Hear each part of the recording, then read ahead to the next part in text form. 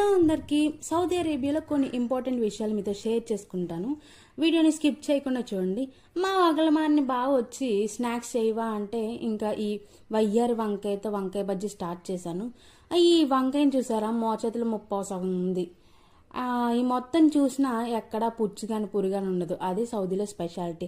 అదే ఇండియాలో వేళ్ళంత వంకాయ ఒళ్ళంతా పుచ్చులు పురుగులు ఉంటాయి. అలా పుచ్చు పురుగు పీచు పాచిపోవడం కానీ వీళ్ళు చూస్తే వాడిని షాప్ క్లోజ్ చేసి వాడిని బట్టలు జాడించి ఆడించి జైల్లోకి తోసేస్తారు అంతే.